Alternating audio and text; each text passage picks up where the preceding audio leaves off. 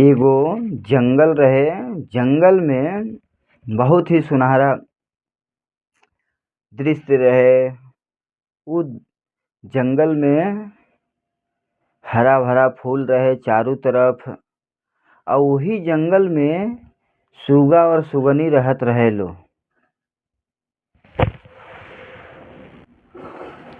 सुगा सुगनी रहत रहे लो। वही जंगल के किनारे एगो शिव जी के बहुत पुराना मंदिर रहे। गांव नगर के लोग जाओ, डेली बाय डेली पूजा पाठ करो, शिव जी के गुण गाओ लो, शिव चर्चा कथा भजन कीर्तन करो लो। तो ऐसे ही कुछ दिन बीतल तो सुगा रहलन वो जंगल में। तो मंदिर के किनारे जाके सुगा और सुगनी भजन कीर्तन शिव चर्चा कथा सुनो लो। ऐसे ही सुनते सुनते सुगा के मन में विचार आयल कि हम सुगनी से शादी करल चाहतानी। शादी करे के ख्याल आइल, काहे कि उस सुगनी के बहुत दिल से चाहस। मने मने सुगनी से सुगा वो प्रेम करे लगलन। ऐसे ही फागुन के महीना चलत रहे, लगन उगन के दिन रहे। तो सुगा कहलन काहे ना सब लोग के शादी बियाह हो ताटे, हम सुगनी से शादी कर लेतानी। तो सुगनी से शादी के बात करे गईलन सुगनी के पास सुगा। तो सुगनी कह दिली कि हम तरह से ऐसे ही शादी कर लेम। हमार 4 गो सवाल बाटे, 4 गो सवाल के तू जवाब दे देब तो हम तरह से शादी कर लेम। तो सुगा कहलन कि काहे ना, तू पूछा, हम तरह सवाल के जवाब दे हम। तो सुगनी का पूछा तरी, एजा भजन के भाव बाटे। रउरा लोगन गुरु बहिनिया लोगिन ई भजन के भाव से कैसे सुगनी सुगा से पूछा तरी हम बताओ तनी। कैसे पूछा तरी, काथी बिना फूला फूलवारी सुनानु भइले हो, कि काथी बिना फूला फूलवारी सुनानु भइले हो, कि काथी बिना सुना बाग बगैचा। कि सुगा हो काथी बिना बाग बगैचा सुनानु हो। अभी सवाल सुगा जब सवाल सुगा सुन लेन सुगिन से तो कहता पता ना, मालूम नहीं क्या हमरा। तो सुगिन कहतरी कि कौनो बात नहीं है, पहला ना बतैला तो दूसरा बतावा। कि काथी बिना सुना भइले नगर अयोध्या हो, कि काथी बिना राम रसोई सुना भइले सुगा हो, कि काथी बिना सुना भइले नगर अयोध्या, कि काथी बिना सुना भइले राम रसोई। सुगनी कहतरी कि काथी बिना सुना भइले नगर अयोध्या, कि काथी बिना सुगा भइले राम रसोई। अब सुगा इहो सवाल सुन के घबरा गईलन। कहलन कि बड़ा हार्ड सवाल पूछा तारी। बहुत परेशान हो गईलन सुगा। कहे लगन लागता कि हम इनकर सवाल के जवाब दिए ना पाएम। तो सुगनी कहतरी कौनो बात नइखे, 2 गो ना देहला तो तीसरा के तू जवाब द, तीसरा सवाल के जवाब द तू हमरा के, तबे हम तारा से शादी करब। तो सुगा कहतरन सुगनी से ठीक बात, तू पूछा, तीसरा सवाल भी तू पूछा हमरा से। कि काथी बिना सुना भइले सोने के पिंजड़वा हो, कि काथी बिना सुना भइले सोने के पिंजड़वा हो, कि काथी बिना सुना भइले मांगी, कि काथी बिना सुना भइले मांगी। सुगा से कहतारी सुगनी कि काथी बिना सुना भइले सोना के पिंजड़वा, और काथी बिना भइले सुना भइले मांगी।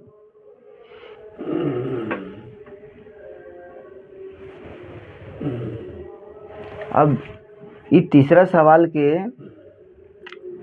सुनलेन सुगा तौरी परेशान हो गइलेन, परेशान होके हिम्मत हार के एक जगह बैठ गइलेन। अब सुगनी फिर कहतरी कि तू कौनो बात नहीं है, तीसरा सवाल के जवाब ना देहला हमरा के, तो चौथा सवाल के जवाब द। अब चौथा सवाल के जवाब कैसे पूछतरी सुगनी सुगा से, आई लो रौरा लोग के बतावतनी। कि काथी बिना सुना भइले पूजावा हवनिया हो, कि काथी बिना सुना भइले पूजा हवनिया हो, कि काथी बिना धूप सुना भइले, कि काथी बिना धूपवा सुना भइले। यानी सुगनी सुगा से कहतरी काथी बिना पूजा हवन सुना भइल बाटे, आ काथी बिना धूपवा सुना भइले। अब चौथा सवाल सुनलेन सुगा तो बहुत परेशान होके ओजा से उड़ के और जंगल छोड़ के दूसरा जंगल में चल गइलेन। कहलन कि अब तो इनकरा से शादी होई ना, हम प्रेम बहुत करत रहनी है, अब शादी होई ना, अब इनकरा सामने हम जंगल में नहीं रह सकत। ओजा से उड़ के दूसरा जंगल में चल गइलेन।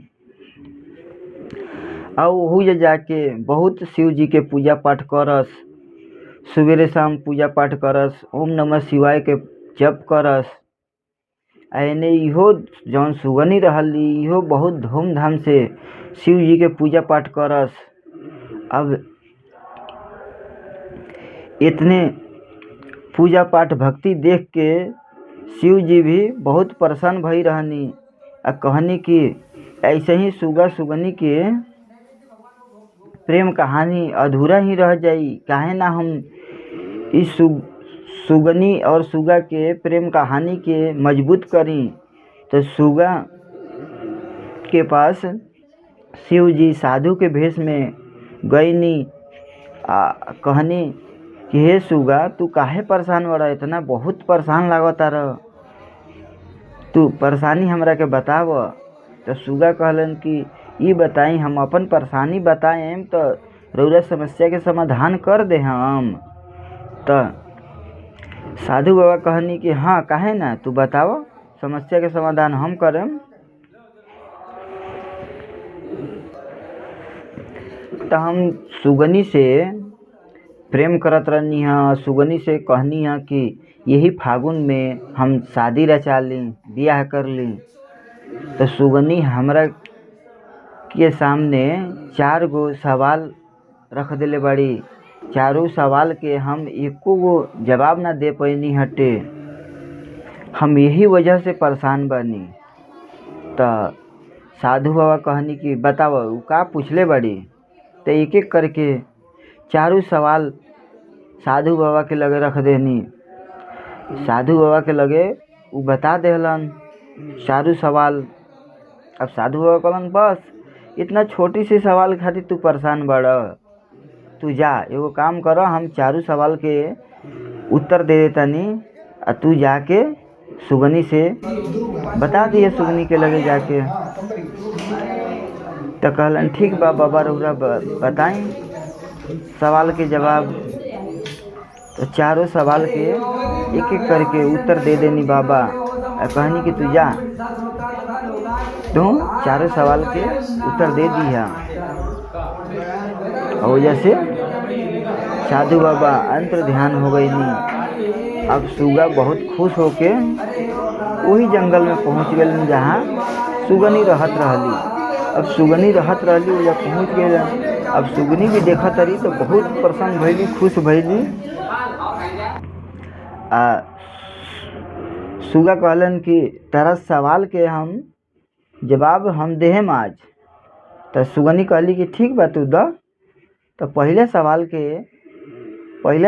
के जवाब ये हवे, कोयला बिना सुना भइले, कोयला बिना सुना भइले, बगरे बगैचा फूल बिना सुना भइले, बगैचा फूल बिना सुना भइले फूलवारी। अब सुगनी सुनली अपना सवाल के जवाब तो खुश भइली, कहली कि ठीक बाटे तू एगो के बतैल, दूसरा के तू बताव, दूसर सवाल के भी तू जवाब दा हमरा। तो दूसरा सुगनी के सवाल के जवाब कैसे देता रहन सुगा, कहता रहन कि नगर भी कि नाम बिना सुना भइले, नगर अयोध्या हो, कि नाम बिना सुना भइले, नगर अयोध्या हो, कि सीता बिना राम रसोई, कि सीता बिना सुना भइले ना, कि सीता बिना सुना भइले राम रसोई हो। अब इतना बात तो सुनली कि नाम बिना सुना भइले नगर अयोध्या, आ सीता बिना सुना भइले राम रसोई। त सुगनी कहली कि हो तू हमार दूसरा सवाल के जवाब दे देहला, अब तू तीसरा सवाल के जवाब दे के तो देख। तो सुगा कहलन कि तीसरा सवाल के भी हम जवाब दे हम। अब तीसरा सवाल के जवाब कैसे देता रहन सुगा भजन के भाव से हम सुनावे जाता नहीं लोगिन, सुनम लोगिन। तीसरा सवाल के जवाब सुगा कैसे देता रहनी भजन के भाव से हम रउरा लोगन के बतावल चाहता नहीं कि सुगा बिना सुना भइले सोना के पिंजड़वा हो, कि सुगा बिना सुना भइले सोने के पिंजड़वा हो, कि सिंदूर बिना सुना भइले मांग हो, कि सिंदूर बिना सुना भइले मांग हो। यानी सुगनी से तीसरा सवाल के जवाब देता रहन कि सुगा बिना सुना बाटे सोना के पिंजड़वा, और सिंदूर बिना सुना बाटे मांग हो। अब तीसरा सवाल के जवाब मिल गई सुगनी के, त खुश भैली, कहली कि अच्छा कौनो बात नहीं है, तू चौथा सवाल के जवाब दे द। तीने सवाल के तू जवाब देले बड़ा, चौथा सवाल के जवाब दे द तब नु हम जानी। तो कैसे सुगा कहतारन? चौथा सवाल के जवाब में कहतारन कि पंडित बिना सुना बावे पूजा रे हवनिया, कि पंडित बिना सुना बावे पूजा रे हवनिया, कि घीव बिना सुना बावे धूप रे, कि घीव बिना सुना बावे धूप रे। यानी सुगा कहतारन सुगनी से कि पंडित बिना सुना बावे पूजा रे हवनिया, और घीव बिना सुना बावे धूप रे। अब इतना सुनते ही सुगनी बहुत प्रसन्न भैली वो अपन जौन शर्त रखले रही 4 गो सवाल के जवाब के, उ चारों सवाल के जवाब मिल गईल धूमधाम से शादी कैली सुगा से सुगनी।